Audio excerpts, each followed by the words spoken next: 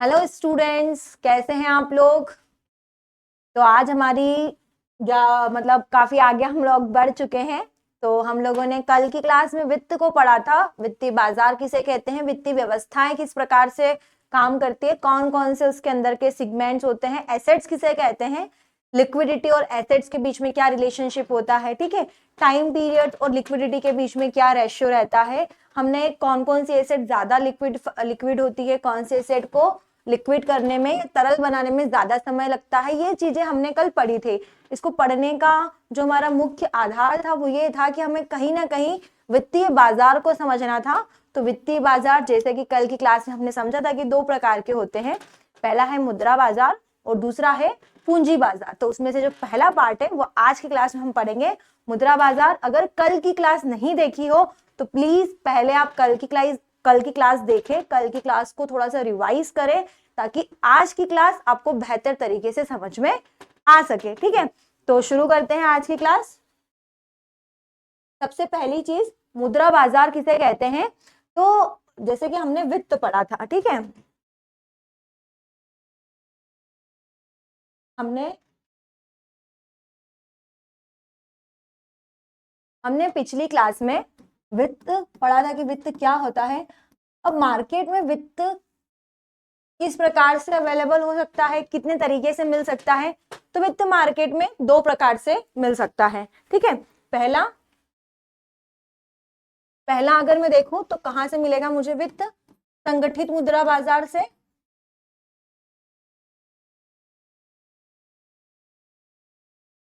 और दूसरी प्रकार से मुझे वित्त मिल सकता है असंगठित मुद्रा बाजार से।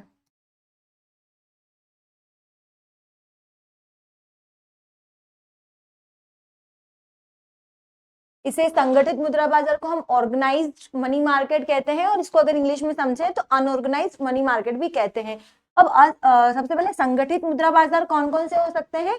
ऐसे सारे क्षेत्र जिनका कोई रेगुलेटर हो, ठीक ना, जिन्हें कोई रेगुलेट कर रहा हो, जिनके कोई नियम हो, है ना, जिन्हें कोई रेगुलेट कर रहा हो, है ना, जिनके कुछ रूल्स हो, कोई प्रिंसिपल हो,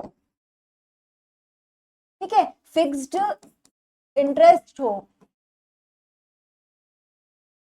ठीक है। और इसका पूरी तरीके से जो इस बाजार के जरिए जो पूरी तरीके से जो हमारा सिस्टम काम करता है, अर्थव्यवस्था में जिस प्रकार से हमारा पूरा सिस्टम काम करता है, उसका जो एक मकसद होता है कहीं ना कहीं जनता के हित में होता है, कहीं ना कहीं वित्तीय समावेशन के लिए होता है,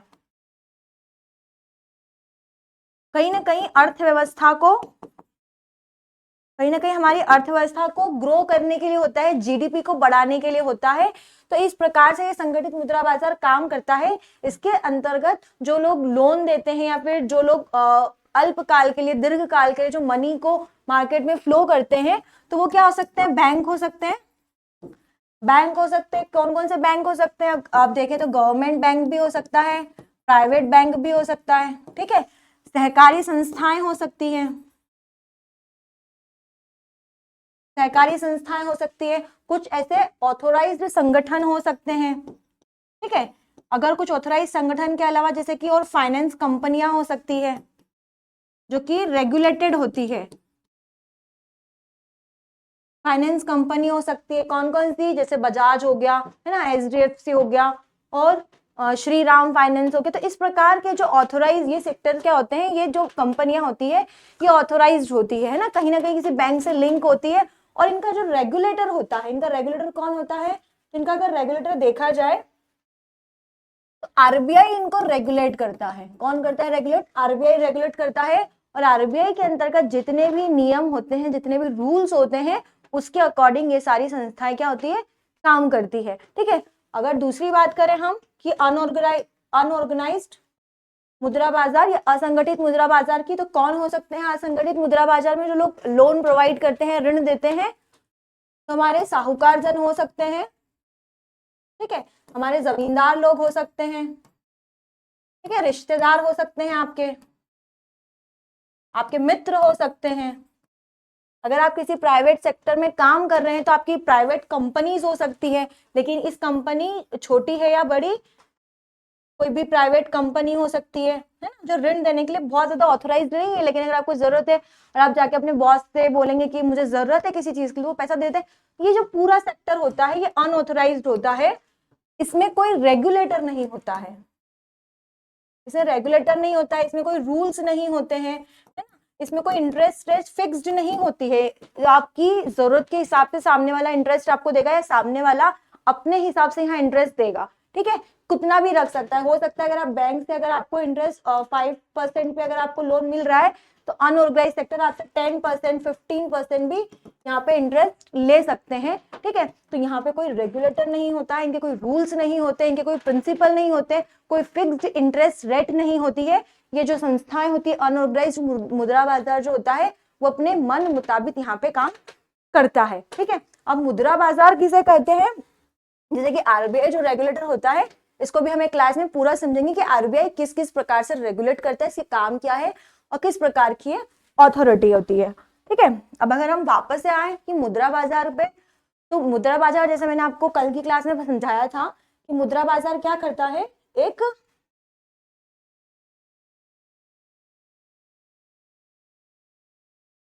एक वर्ष या उससे कम अवधि के लिए,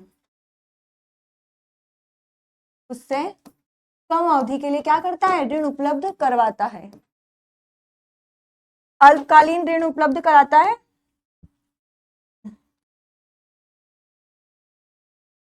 मुद्रा बाजार क्या करता है, आपको अलग अलग तरीके से, इसके अलग अलग टर्म्स रहते हैं, है ना, उसके जरिए क्या कराएगा कि अल्प अवधि के लिए या एक वर्ष या उससे भी कम अवधि के लिए ऋण उपलब्ध कराता है। इसको रेगुलेट कौन करता है, तो इसका रेगुलेटर कौन होता है, यहाँ भी जो रेगुलेटर होता है वो आरबीआई ही होता है, ठीक है। अब इसके बहुत सारे टर्म्स है, ये क्यों काम करता है, तो इसका महत्व है कि क्या करना है कि अल्प अवधि के लिए क्या कर सकते हैं कि जैसे कि एक बैंक है ना, मान के चलिए कि कोई बैंक है, ठीक है, एक बैंक है, उसके पास में 10 लाख रुपए रखे हुए हैं, हम सिर्फ मानते हैं कि यहाँ पे माना कि इसके पास जो पैसा है वो 10 लाख रुपए है, ठीक है, और इसने लोगों को ऋण दे रखा है, इसने लोगों को जो पैसा है अपने बैंक का वो लोगों में बांट रखा है, ठीक है।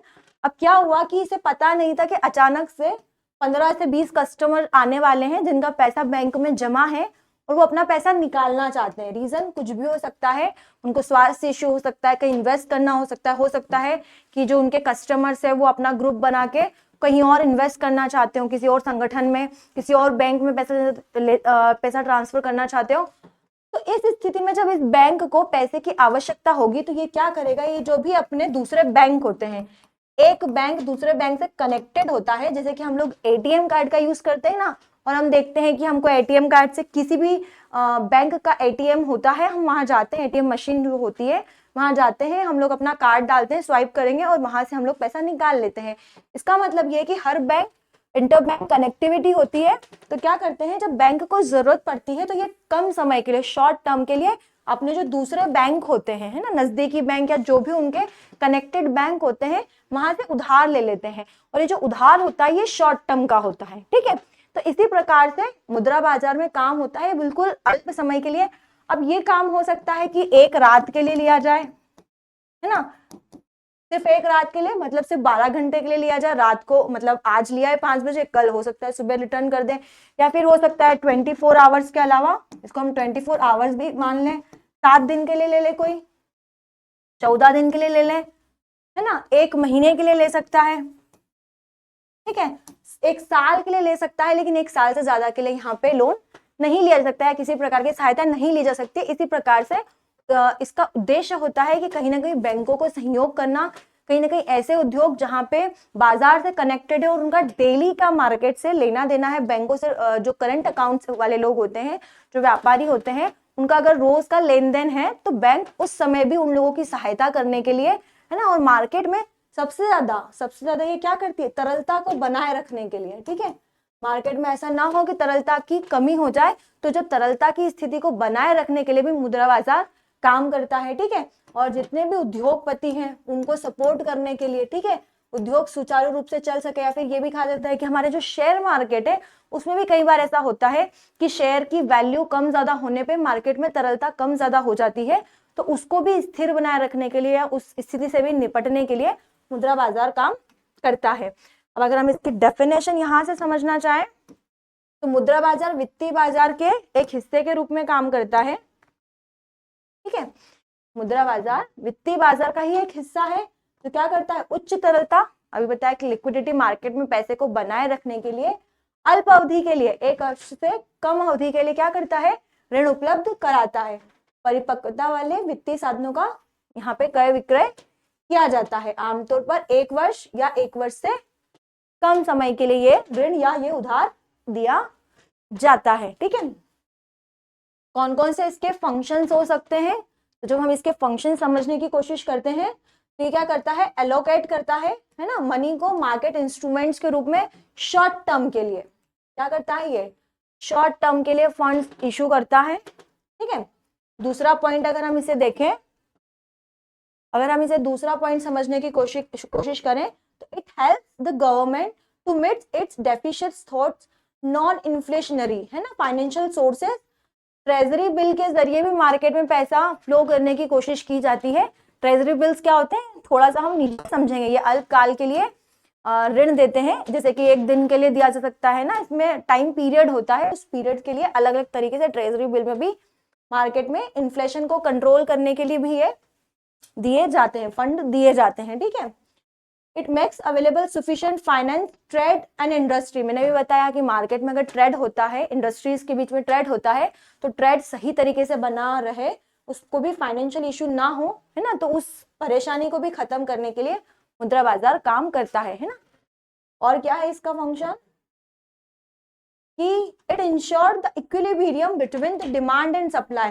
मार्केट में अगर किसी चीज की मांग अचानक से बढ़ गई है तो उत्पादन बढ़ेगा, और अगर उत्पादन बढ़ाना है तो कहीं ना कहीं शॉर्ट टर्म मनी की जरूरत पड़ेगी, है ना, तो ऐसी कोई परेशानी ना हो और ऐसी परेशानी, ऐसी स्थिति से निपटा जाए, है ना। जब डिमांड बढ़ जाए तो सप्लाई बढ़ाने के लिए कहीं ना कहीं शॉर्ट टर्म लोन्स को यूज किया जाता है।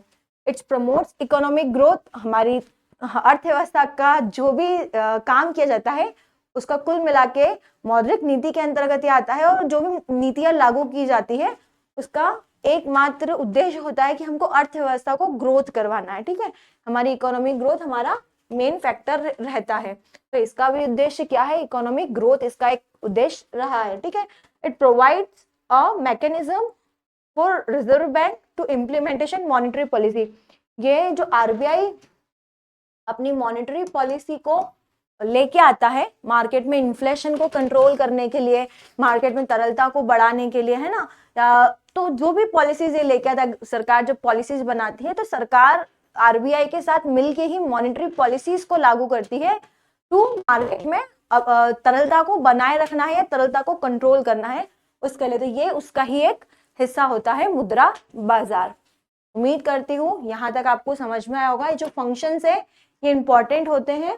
ठीक है, और यहाँ से क्वेश्चन एग्जाम में आते हैं, मुद्रा बाजार के सेगमेंट में क्वेश्चन पूछे जाते हैं। इवन ट्रेजरी बिल्स जो होता है, ट्रेजरी बिल्स को लेके भी एग्जाम में, प्रीलिम्स में, यूपीएससी में क्वेश्चन आए हुए हैं। अगर आप प्रीवियस क्वेश्चन की प्रैक्टिस करेंगे तो आप समझेंगे ट्रेजरी बिल्स से संबंधित प्रश्न आप देखेंगे। ठीक है, इसके अलावा अगर आप लोगों के पास समय हो तो एक बार लिबोर और मिबोर किसे कहते हैं, ठीक है, इसको भी समझने की कोशिश कीजिए कि इस पे भी प्रीवियस ईयर में 2021 में क्वेश्चन आया है एग्जाम में, यूपीएससी में, प्रीलिम्स में। तो क्या होता है एक बार जरा फाइंड कीजिएगा और शॉर्ट नोट जो आप बना रहे हैं उसके अंदर लिखिएगा। ठीक है, चैप्टर के एंड में मैं इसको भी एक्सप्लेन करूंगी। ठीक, आगे देखते हैं मुद्रा बाजार के तंत्र फंक्शंस। तो सबसे पहले है कॉल मनी, ठीक है, टर्म मनी और नोटिस मनी। अब जैसे मैंने आपको समझाया था, जब एक बैंक को जरूरत पड़ती है पैसे की, ठीक है, एक बैंक के पास अचानक से बहुत सारे लोग पैसा निकालने के लिए आ जाते हैं और उसका सीआरआर कम पड़ जाता है। ठीक है, अगर बैंक का सीआरआर उस समय की आवश्यकताओं को पूरा ना कर पाए, कैश रिजर्व रेशियो, है ना, जो मॉनेटरी पॉलिसी का एक हिस्सा होता है, एक फैक्टर फंक्शन समझ लीजिए इसको। बाद में जब बैंकिंग समझाएंगे तब ये सीआरआर समझाऊंगी। तो इसके जरिए क्या होता है, अगर सीआरआर कम पड़ गया है तो क्या करेंगे, वो अदर बैंक से क्या ले पाएंगे, अदर बैंक से क्या ले सकते हैं, लोन ले सकते हैं, शॉर्ट टर्म लोन ले सकते हैं। ये 24 घंटे के लिए भी होता है, इसे रातों रात भी लिया जा सकता है ना, इसे रातों रात भी ले सकता है इस शॉर्ट टर्म की आवश्यकताओं को पूरा करने के लिए। तो इस प्रकार से शॉर्ट टर्म की आवश्यकताओं को पूरा करने के लिए हम लेते हैं। क्या है इसको समझते हैं। कॉल मनी या मांग मुद्रा वह पैसा है जो क्या एक लघु अवधि के लिए उधार लिया जाता है। कौन सी अवधि के लिए, शॉर्ट टर्म के लिए लिया जाता है। ये बहुत ही कम अवधि के लिए काम करता है, ये कुछ घंटों से लेकर के एक दिन तक होता है, कुछ घंटों के लिए भी हो सकता है, एक दिन के लिए भी हो सकता है, ठीक है। नोटिस मनी किसे कहते हैं, नोटिस मनी क्या होता है, नोटिस भेज के आप मनी को 2 दिन या 14 दिन के लिए उधार ले सकते हैं, ठीक है। 2 दिन या 14 दिन के लिए आप यहाँ जब उधार लेते हैं तो उसे नोटिस मनी कहा जाता है। टर्म मनी क्या होता है, जो 14 दिनों के लिए उधार लिया जाता है ना। अब मैंने बता दिया है आपको कि ये लघु अवधिकरण है, तो याद रखिएगा, है ना। कॉल मनी मार्केट का बहुत ही इंपॉर्टेंट फैक्टर है, क्योंकि यहाँ भी प्रश्न एग्जाम में आने के चांसेस होते हैं, ठीक है। और 2017 में शायद इससे संबंधित प्रश्न एग्जाम में आया था, और प्रीलिम्स 2017 में भी इससे संबंधित क्वेश्चन आया था। और इसी के अंतर्गत जब कॉल मनी मार्केट है, सबसे बड़ा कॉल मनी मार्केट है लंदन का। लंदन का जो कॉल मनी मार्केट है वो अब तक का सबसे बड़ा मनी मार्केट है, और इसी को क्या कहते हैं, है ना। इसी के आधार पर भारत में जो शेयर मार्केट समझ लीजिए, या फिर जो कॉल मनी मार्केट होता है, उसकी इंटरेस्ट रेट भी कहीं ना कहीं तय होती है। लिबोर भी इसी का सेगमेंट है। लंदन इंटरबैंक क्या होता है, LIBOR, London interbank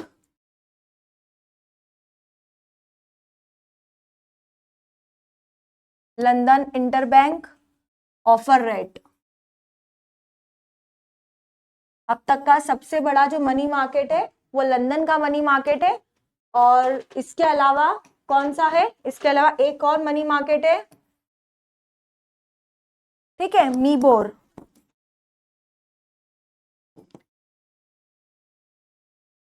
Mumbai interbank जो कि इंडिया में है, ठीक है। ऑफर रेट प्रीलिम्स का क्वेश्चन भी रहा है। मीबोर किसे कहते हैं, लिबोर किसे कहते हैं, पॉइंट्स के फॉर्म में इसको दिया गया था और पूछा गया था, लेकिन ये ऊपर नीचे करके इसको चेंज कर दिया गया था। इसी के आधार पर, मीबोर के आधार पर ही क्या होती है कि जो हमारी कॉल मनी मार्केट की इंटरेस्ट रेट होती है वो डिसाइड होती है कि कितनी रहेगी, ठीक है। और जो मुंबई का है, इसको भी रेगुलेट कौन करता है, इसको भी रेगुलेट करता है आरबीआई। अब है दूसरा ट्रेजरी बिल। ट्रेजरी बिल किसे कहते हैं, ट्रेजरी बिल क्या करती है, सरकार क्या करती है, कभी कभी हेल्प लेती है आरबीआई से, किसके लिए, राजकोषीय घाटे को पूरा करने के लिए, ठीक है। केंद्र सरकार की ओर से आरबीआई द्वारा दी जाने वाली सरकारी प्रतिभूतियां होती है, ठीक है। जब भी राजकोषीय घाटा होता है, ऐसी स्थिति उत्पन्न होती है कि सरकार को भी शॉर्ट टर्म लोन की जरूरत पड़ती है, वो आरबीआई से लेती है और वो ट्रेजरी बिल के रूप में देती है, ठीक है। इसे ब्याज की दरें बहुत ज्यादा नहीं होती है, और ये कितने दिन के लिए होता है, 91 डेज, 182 डेज और 364 डेज के लिए ट्रेजरी बिल दिए जाते हैं। अलग अलग बिल हैं जो कि एक लिमिटेड समय के लिए दिया जाता है। पहला 91 दिन के लिए, दूसरा 182 दिन के लिए और तीसरा 364 दिन के लिए ट्रेजरी बिल दिए जाते हैं। ट्रेजरी बिल को 2 प्रकार में वर्गीकृत किया जाता है। पहला सामान्य ट्रेजरी बिल, दूसरा तदर्थ ट्रेजरी बिल। बहुत ज्यादा इनमें डिफरेंस नहीं होते हैं, केवल एक डॉक्यूमेंट चेंज होता है जिसके अंतर्गत उसके टर्म्स चेंज हो जाती है, ठीक है। तो इसको भी याद रखिएगा कि ट्रेजरी बिल किसे कहते हैं, ठीक है। इससे संबंधित अगर करंट में कोई क्वेश्चन रहता है तो यहाँ से पूछने के चांसेस काफी ज्यादा रहते हैं, या फिर करंट के क्वेश्चन के साथ में जो हमारी जो बेसिक सेंस होती है, जो बेसिक टर्म्स होती है, इसको मिक्स करके भी यूपीएससी में क्वेश्चन पूछे जाते हैं, ठीक है। आगे है वाणिज्यिक बिल। इस विनिमय के बिल के रूप इसे विनिमय के बिल के रूप में संदर्भित किया जाता है, जिसका उपयोग किसी भी व्यवसाय की अल्पकालीन कार्यशील पूंजी आवश्यकताओं को पूरा करने के लिए किया जाता है। वाणिज्य मतलब हमारे जितने भी इंडस्ट्री सेक्टर है, इंडस्ट्रियल सेक्टर है ना, जो व्यापार कर रहे हैं, है ना, जो व्यापार में लगे हुए हैं, जब उनको उद्योगों को पैसे की जरूरत होती है तो वाणिज्यिक बिल के जरिए भी शॉर्ट टर्म पूंजी वो लोग उठा सकते हैं, ठीक है। ये पारकम्य और आत्म परिसमापन करने वाले वित्तीय उपकरण हैं जिनके अंतर्गत विक्रेता हुंडी करता है, खरीदार भुगतान करता है, जो भी खरीदता है वही भुगतान करेगा, ठीक है, जिसके नाम पे भी ये इशू होते हैं। उसके बाद में नगद प्रबंधन बिल, ये भी नगद प्रबंधन मतलब किसी को कैश की जरूरत है तो क्या करेंगे, शॉर्ट टर्म के लिए मार्केट से पैसा उठाया जाता है कैश के रूप में, ठीक है। तो नगद प्रबंधन बिल भारत सरकार द्वारा भारतीय रिजर्व बैंक के परामर्श से जारी किया जाता है, ठीक है, ताकि सरकार अपनी अल्पकालीन नकदी आवश्यकताओं को पूरा कर सके। इन बिलों की परिपक्वता अवधि 91 दिनों से कम की होती है। जब भी देखा जाता है कि अगर वैश्विक अर्थव्यवस्था में थोड़ी उथल पुथल होती है तो कहीं ना कहीं चीजों के दाम बढ़ने लगते हैं, ठीक है। तो शॉर्ट टर्म के लिए कहीं ना कहीं भारत में विदेशी मुद्रा भंडार कम होने लगता है, कहीं ना कहीं देखा जाए तो जो विदेशों से आने वाला पैसा है वो कम होने लगता है, ठीक है। और भारत से जो ब्याज रेट इंटरेस्ट रेट होती है वो बढ़ने लगती है।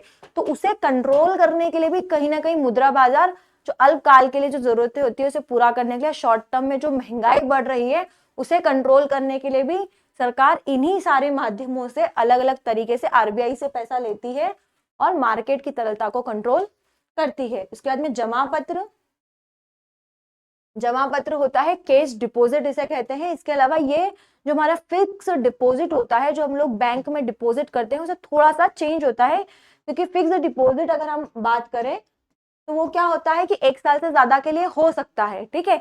लेकिन जो हमारा जमा पत्र होता है इसकी न्यूनतम जो राशि होती है वो 1 लाख रुपए होती है और ये 1 वर्ष के लिए ही होता है, ठीक है। ये 1 वर्ष से ज्यादा के लिए नहीं होता है, जबकि हमारा जो फिक्स डिपॉजिट होता है जो हम बैंक में करते हैं उसकी अवधि 1 वर्ष से ज्यादा की हो सकती है।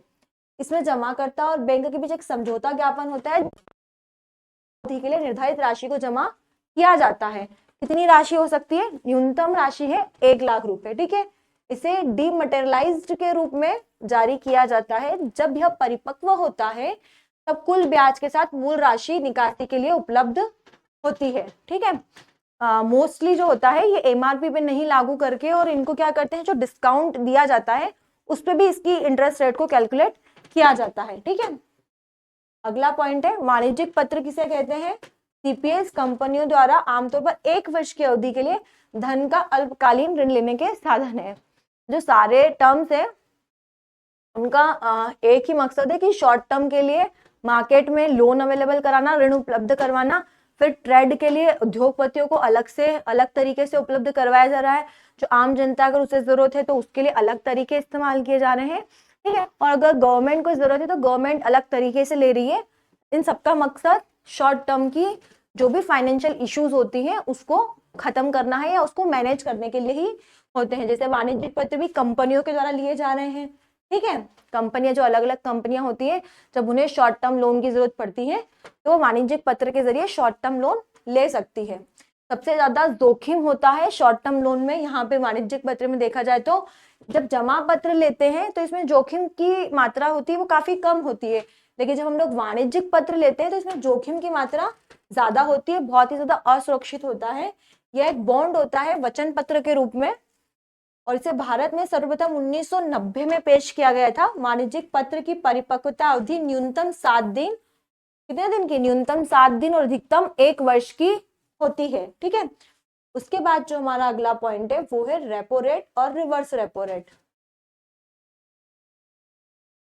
इसको और भी डेप्थ में हम repo rate reverse repo rate को समझेंगे। यहाँ पे जितनी आवश्यकता है हम सिर्फ उतना ही समझेंगे, बाकी को इसको बैंकिंग सिस्टम हम समझेंगे तब हम इसको वहां पे एक बार और समझेंगे, ठीक है। अभी शॉर्ट में से समझेंगे कि रेपो रेट क्या करती है कि आरबीआई जब बैंकों से धन उधार लेते हैं, जब आरबीआई को भी किसी चीज की जरूरत पड़ गई, आरबीआई को भी हो सकता है पैसों की जरूरत हो गई, क्योंकि आरबीआई सिर्फ इंडिया में ही तो रेगुलेट करता है लेकिन ये कंट्रोल करता है जो हमारा विदेशी व्यापार होता है, कहीं ना कहीं उसको भी कंट्रोल करने का काम करता है।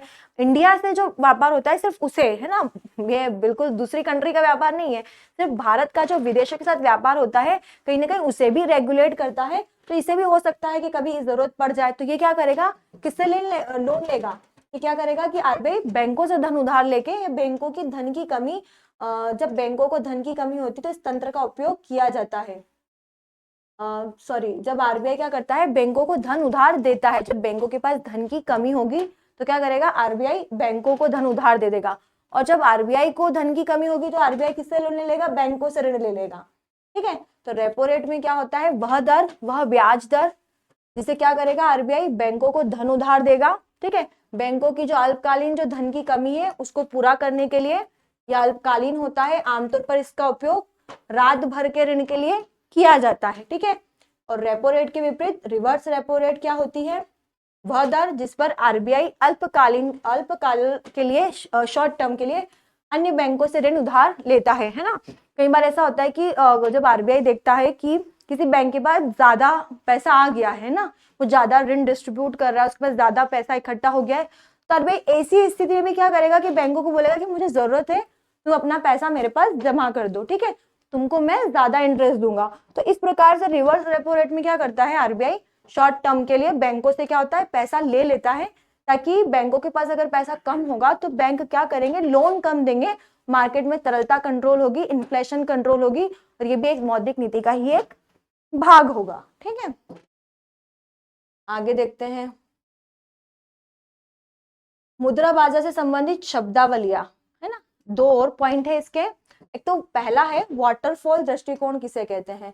वाटरफॉल दृष्टिकोण, इसका उपयोग कौन करता है, मुद्रा बाजार में इसका उपयोग किया जाता है जो भी ऋण प्रतिभूतियां होती है उनके मूल्यांकन के लिए। ठीक है, ऋण प्रतिभूतियां जो भी सर्टिफाइड रहते हैं, है ना। इसके अलावा यहाँ पे अगर मैं समझू एक और चीज, हम लोग चेक के जरिए भी शॉर्ट टर्म के लिए पैसा इधर उधर करते हैं ना। एक व्यापारी दूसरे व्यापारी को क्या कहते हैं, चेक देता है, लेकिन चेक में डेट मेंशन होती है। ठीक है, एक साल के बाद में आप उस चेक का यूज नहीं कर सकते हैं ना, एक साल में जो भी डेट उसमें मेंशन होती है उसी डेट के अंतर्गत आपको उस चेक को बैंक में डिपॉजिट करके कैश लेना होता है ना। तो ये सभी प्रतिभूतियां होती है जो शॉर्ट टर्म के लिए लोन उपलब्ध कराती है, शॉर्ट टर्म के लिए आपस में लेन देन करने का काम करती है। तो इसी का उपयोग क्या करता है, मुद्रा बाजार में मूल्यांकन करने के लिए वाटरफॉल दृष्टिकोण अपनाया जाता है।